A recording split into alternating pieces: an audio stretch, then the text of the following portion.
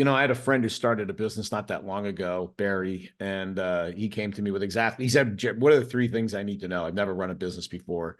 What are the three things I need to know? I said, well, number one, you cannot run out of cash, right? Cash is the one thing that if you run out of cash, meaning you can't pay your bills and there's not enough in the business, the music stops, you're out of business, you don't get to play the game anymore. If you don't run out of cash, every problem can be solved.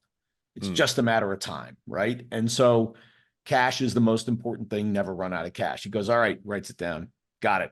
Don't run out of cash. What's number two? I said, number two is don't run out of cash. And number three is don't run out of cash. And so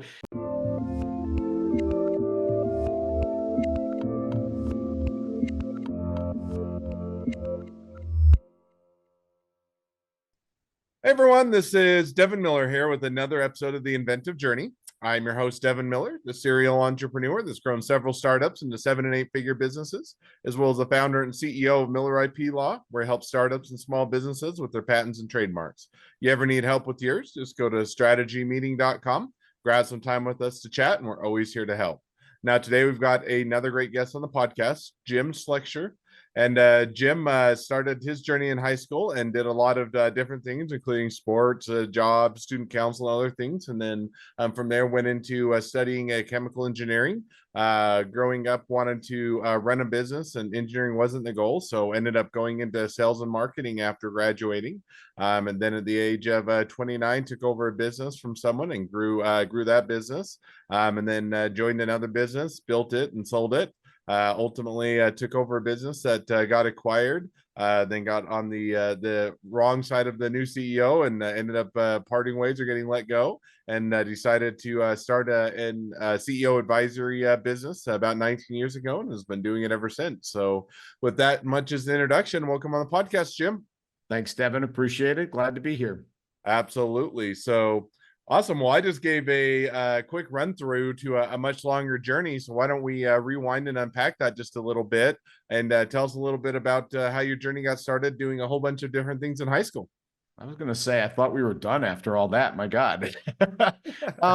So, I mean, if there was a theme, it would be that I'm easily bored, So I had lots of activities in high school: soccer, drama, concert band, jobs, Boy Scouts, youth group. I mean, I was hyperkinetic, and because high school wasn't all that hard, honestly. But went to college, chemical engineering degree, mostly because my dad was, and I was good at math and science, so it seemed like a good place to be. But when I was 13, I read Think and Grow Rich, and boy, just the idea of building a business appealed to me. And so I knew from a pretty young age that I wanted to run companies.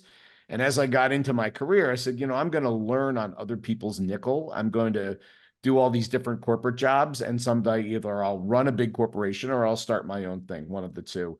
Got an MBA pretty quickly after school. Normally, you're supposed to wait. I think I waited a grand total of a year and then went and got mine. But it was a great basis for everything I did. And that's what flipped me over to sales and marketing. And frankly, whenever there was a thing to do and they were looking for somebody to jump in, I was always game, because of my model was the more I learn, the more capable I'll be, and the higher probability of success in whatever the heck I do. So I was always up for the new thing, always up to learn. I love being on the steep part of the learning curve my whole life. And that caused me over time to change jobs, even within the same company. There were some companies I stayed at for, 7, 8 more years, but I Well, did just multiple jobs. yeah, and before we jump over that, because that's a good part of the journey. So walk through. So you got the chemical engineering, came out, ended up going back and getting the MBA. But during that time, because I know that I think you mentioned at age around 29 or so, you went and took over a business Yeah. from someone else and grew that business. So walk us through a little bit more Yeah, as yeah, to no problem. that part of the So, journey. got the MBA, changed jobs to another company, started in marketing, then marketing and sales. And then they had this new division that somebody had just gotten off the ground. They basically had the products developed, maybe $160,000 of revenue, not that much. I took it over as the president of that business, grew it to $5.5 million over a few years. This is in the capital equipment, manufacturing equipment space. So pretty technical. The engineering degree was really useful to run a technical company like that. But then also this sort of sales and marketing capability I had was useful as well. And, reflecting, because being an engineer, salespeople aren't like they look down on salespeople. Let's be clear about it. Like they're not as great as we are. Mm. But I had a gift for sales my whole life. Whenever there was a magazine sale or an orange sale or a light bulb sale in school or band, I always crushed it and I loved to sell. And so it was a little bit, emergent after I got out of engineering school to really embrace that sales and marketing competency. And somebody who has a technical skill and has a business sales and marketing skill, that's a pretty world beater combination in my estimation. And it served me very well, which is why I got that job so young. I had sort of ticked a lot of the boxes because of the learning I did and the background I had. So yeah. Mm. So now you did that. So you took over that business. You got into kind of the sales aspect of Yep. a career. Now, you mentioned that you kind of you joined another company and that one got built and then you sold it and there was an acquisition and getting on the wrong side of a I know. CEO. So walk We're us through gonna a little bit of that aspect of things. we're gonna need a scorecard here. So after I grew this business, I ended up leaving it. Somebody else took it over, which was great. Moved up to Boston, and I moved into as a much larger company in the also in a technical field, instrumentation and controls, humidity measurement. When I interviewed with the guy who was running the business, had a great interview, went awesome, and he said, "Well, what do you want to be doing in 5 years?" And I said, "Well, I was interviewing for the VP of Sales and Marketing job." I said, "You're sitting in my seat, man. Move aside." So he said, "Look, I'm not here forever." And I said, "Great. I'll earn it. I'll do the work. I'll earn the job. I got no problem doing that." And literally 3 months later, he exited, went to run another business, and I took over as president of that business. We grew that significantly while I was there. Massive improvement in performance, profitability, and so forth. A bunch of acquisitions, and ultimately sold it to an English company traded on the FTSE for a pile of money. And funny enough, this is the thing about ownership. The guys that owned it were some of the early LBO guys. When they came up with the number, they said, "Geez, if somebody thinks it's worth that, maybe somebody else thinks it's worth more." And I literally had to convince them to take this insane price for their company. Like, guys, don't be greedy. Take the money off the table. And they sold it. And then I built a career in that larger company doing M&A for them. And then ultimately taking over a business down here in Maryland where I live.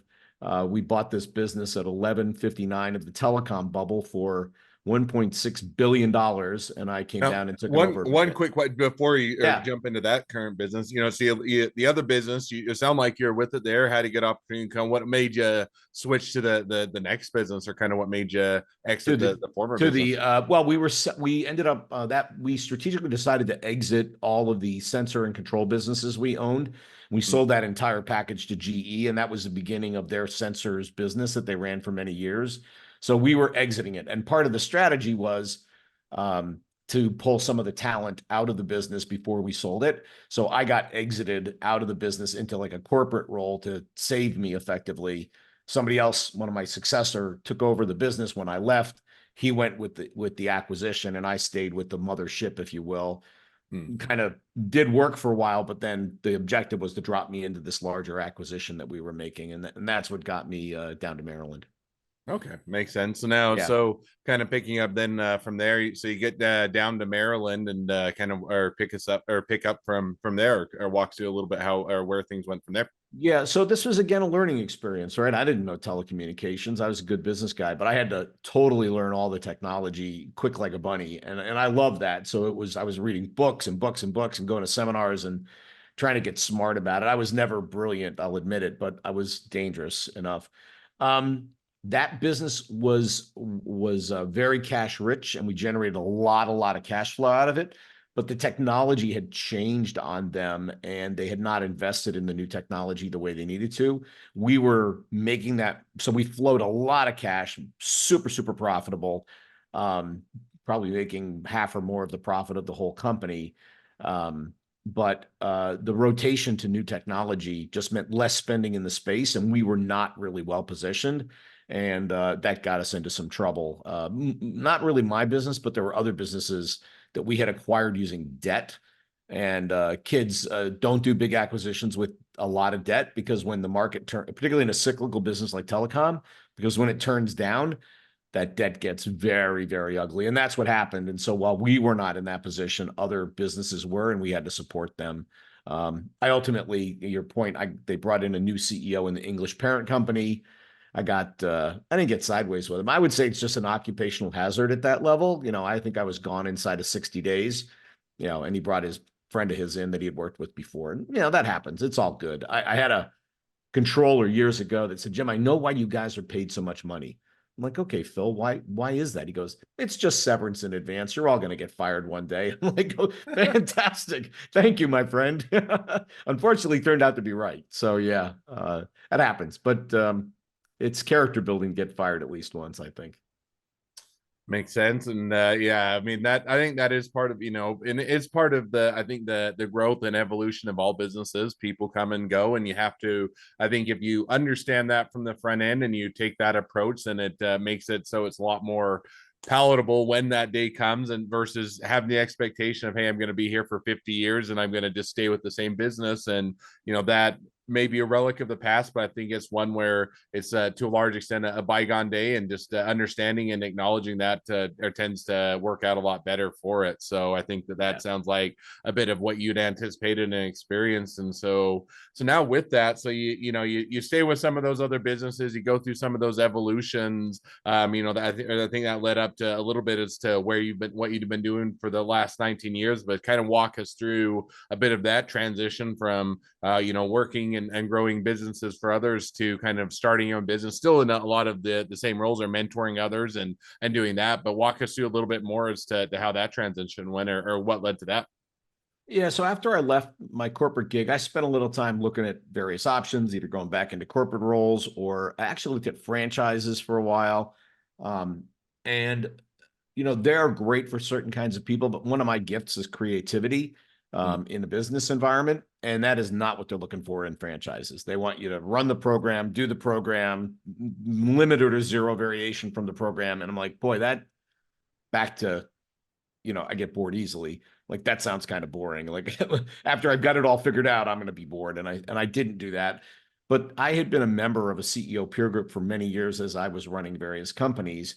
I found it just intellectually stimulating. You get to hang out with amazing people. You get to make a difference. And I said, boy, that's the business I want to be in. And subsequently started that business initially with a partner for a couple of years. And then we parted amiably, and I took the business from there. So I've been on my own for, I said, almost 20 years, as you said, which has been great. We work with CEOs and CEO peer groups and one-on-one advisory, help them with their most difficult problems. Wrote a book on the topic, Now, and just it's been rewinding good. just a little bit, just Yeah, because I sorry. know this is not, no, you're great. 19 years ago, kind of how did you figure out that that's kind of where you're going to go? In other words, hey, from love to work with CEOs, love to work, help them to building their business. Now, that in theory versus, hey, I'm going to actually build a business around it, or I'm going to get something started and get people to pay me for it. Two different skill sets, or two different phases. So how did you take that from the, I'm gonna have this idea of I'm gonna go work with the CEOs and help them to apply a lot of what you've learned, and to expand and grow their business, to actually building a business around, and kind of take us back to those early days as to Um, how you got it started? yeah, so I mean, so the focus was CEOs, and I felt like I could contribute because I had been operating in that environment as a member, giving other people feedback and giving them ideas. So I felt like I had competency in the space. Initially I looked at consulting, and the problem with a straight consulting role is that it is got no recurring revenue in it. In other words, you do the gig is done, you got to go find another gig. And that's not a great business model ultimately, because you probably half your time you're selling and half your time delivering. I said, look, I want to build something that can actually scale and can be of magnitude. And that's why we went to the more of a peer group model. It's got recurring revenue in it. You have long-term relations. We've got people that I've worked with for 17, 18 years since the beginning of the business. They're still with us. And so that wouldn't have happened in a consulting role, most likely not. And so I love the business model from a sort of pure how the money moved, the nature of the predictability of it, and yet you get to do exactly the kind of work I wanted to do. And it's that, and that's worked. I've got 8 coaches doing similar work using my model all around the country. with almost 125 CEOs. That I could never personally have done that, right? It's just too many people to work with. And so the model is scalable. It is a real business. And that was more desirable than, Jim's consulting company. That would have been a lot less exciting to me. No, makes perfect sense. So now you've done that for a period of, you said about 19 years ago. Yeah. I assume that the business has evolved and grown, most of the time, unless you're the exception, the rule. It doesn't, it's not a rocket ship from day one. Money isn't just raining down from the skies, and they're both an evolution of the business as well as a growth and entering different phases. So walk us through a little bit. How did the business evolve and grow from the onset over the last 19 years? In the beginning, it was a solopreneur arrangement. I was just me making the phone calls, me doing the billing, me doing the collections, me doing everything in the beginning, just like any entrepreneur. And I, was luckily had enough competency to do all of that at some level. I got my first partner, a woman named Pam Singleton, who's still with me. She's fabulous. She wanted to get into this space. She took a risk on me, and we've been able to build a business together. Subsequently, other people have become attracted to it, either former clients who really understood the model and liked what we did. And that has shifted me from, I still do one-on-one work with my early clients. I've kept them, but most of the new clients go to other people at this point. I'm more about bringing people on board, being a lightning rod for client acquisition. I did write a book on CEO effectiveness to try to help with that journey. And most of my time is on marketing, sales, client acquisition, and then I do about the other half, or a little less than half, working with specific clients. I could see a point at some point where I no longer work with clients directly, or very, very little, and really just run the business. But I'm not quite ready to do that. I really like who I work with and like the work as well. And that's what you just hit on, what would be maybe one of my final questions before we jump to the two final questions I have. But, if you're to take kind of the next 6 to 12 months as you guys continue to grow and evolve and to iterate, kind of where do you see the next 6 to 12 months headed for you? Yeah. This has actually been a good year in not the most amazing economy, where a lot of people are cautious. So we're going to scale. We'll probably add, 20, 15, 20, 25 new clients, which is great. All working with other people, essentially. And, it's a step and repeat. It's do that model, innovate it. We always try to add a couple of experiments on our sales and marketing side to see if we can get some things to work that haven't worked before. And particularly in the digital marketing space, which we're very, very big on digital marketing, and LinkedIn in particular. I love it because you can spend money, try something different, and you'll know immediately if it's working or not. And so if it's working, we throw more gas on the fire. And if it's not working, we pull back and we try another thing. So we're always playing king of the hill on what's the best offer, what's the best combination, what's the best way to go to market. And digital, as the engineer in me, loves digital because there's numbers and there's quantitative performance, and it's not just pretty pictures and let's hope it works. It's very, very connected to actually client acquisition. So we spend a lot of time innovating there and other places to try to drive revenue and drive clients. And, That's and I think awesome. that's the biggest thing that'll continue. No, sounds like a great path forward. It sounds like a good year, or a good way to kick off the year so far, and certainly hope that it continues that same way forward. So Thanks. well, now as we have reached the present day of the journey, and even to looking a bit forward into where things are headed, always a great time to transition to the two questions I like to wrap up each episode with. So we're going to jump to those now. So the first question I like to ask is, along your journey, what was the worst business decision you ever made? What'd you learn from it?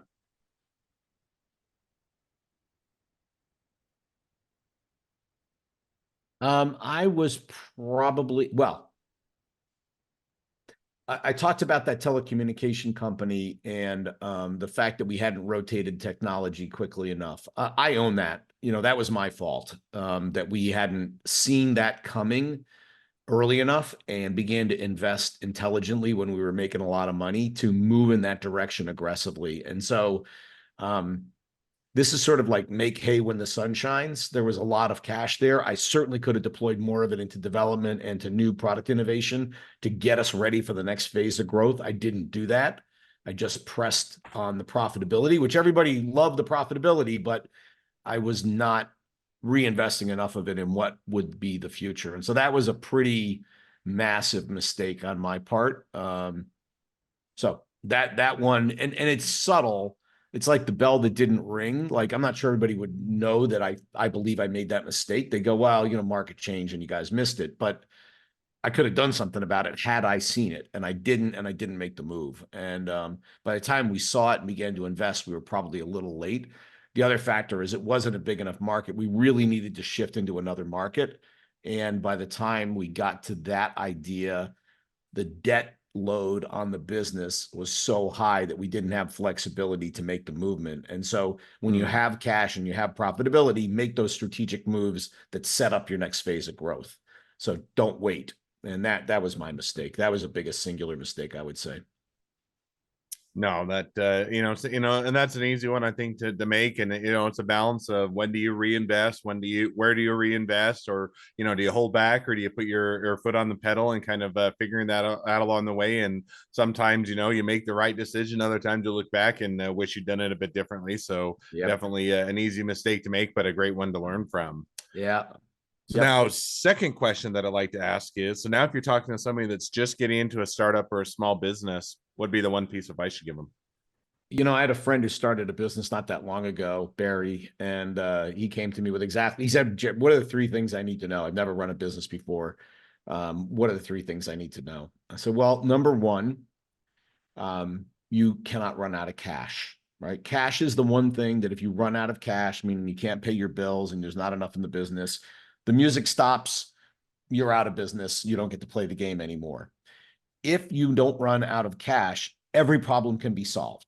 It's just a matter of time, right? And so cash is the most important thing. Never run out of cash. He goes, all right, writes it down. Got it.